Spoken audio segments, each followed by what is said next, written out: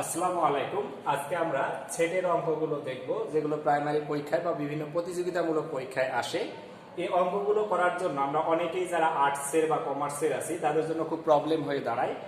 বিশেষ করে অঙ্কগুলো 9-এ থাকে সূত্র ফলো করে। তো আমরা সূত্র ফলো করে না করে আজকে শুধু যোগ বিয়োগ জানলে কিভাবে করা যায় তা করব।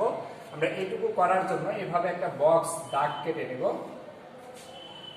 এখন আমরা দেখি কোন স্কুলে ৭০% পরীক্ষার্থী ইংরেজিতে, আমরা যদি ইংরেজিকে ই দ্বারা ডোনেট করি তাহলে ৭০% এর জন্য এখানে ৭০ লিখবো। যেহেতু পার্সেন্টের হিসাব আমরা এই জায়গায় সর্বমোট লিখবো। যদি আমার স্কুলে শিক্ষার্থী দেওয়া থাকে সেক্ষেত্রে শিক্ষার্থী লিখবো।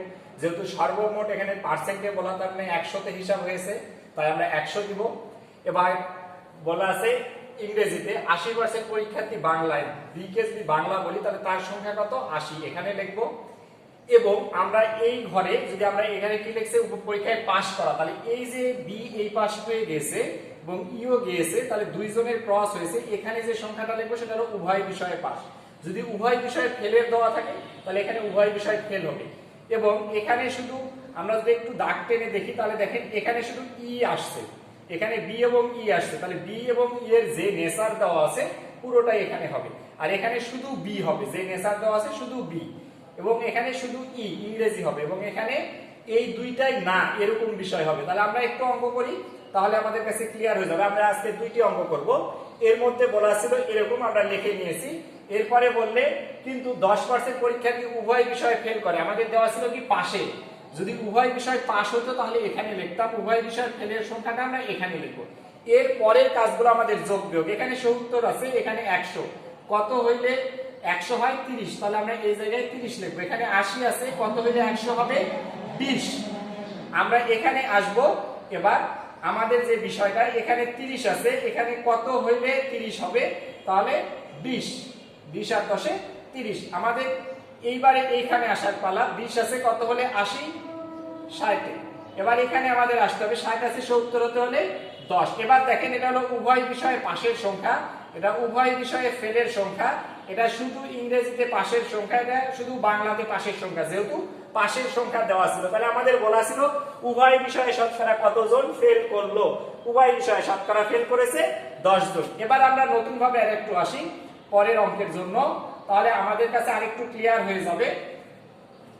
এবং এই বিষয়ে যদি আপনাদের কোনো প্রশ্ন থাকে তাহলে আমাকে করলে আমি পরবর্তীতে কমান্ডে দিলে বলে দিব।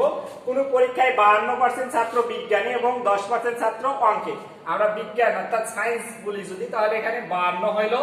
আমরা পার্সেন্টে হিসাব করতেছি, তাহলে 100 দিয়ে দিব এখানে মোট। এবং 40% ছাত্র ম্যাথমেটিক্সে 40 দিয়ে দিলাম, ফেল করে। তাহলে আমাদের এখানে কি আসবে, উভয় বিষয়ে ফেল, এখানে আসবে উভয় বিষয়ে পাস, এখানে শুধু ম্যাথমেটিক্স ফেল, এখানে শুধু সায়েন্স ফেল। তাহলে আমাদের বলা আছে উভয় বিষয়ে 27% পরীক্ষার্থী ফেল করে। যেহেতু এটাও ফেল এটাও ফেল, এখানে উভয় বিষয়ে ফেলের সংখ্যা হবে, তাহলে আমরা এখানে দিয়ে দিলাম 27। এবার আমরা চিন্তা করি এখানে 40 হইতে কত লাগে 13, এখানে 52 হওয়ার জন্য কত লাগে 25, এখানে 100 হওয়ার জন্য 40 আছে, কত লাগে 60, এখানে 52 আছে, 100 হওয়ার জন্য লাগে 48। তাহলে আমরা এইভাবে যদি করে আসি তাহলে 25 আছে, কত হইলে 60, আমরা একটু যদি হিসাব করি তাহলে হয় 35। আমাদের চেয়েছিল উভয় শতকরা কতজন উভয় বিষয়ে পাস করে। যেহেতু ফেলের দেওয়া ছিল তাহলে এখানে কি হবে, উভয় বিষয়ে পাশের সংখ্যাটা আসবে 35%।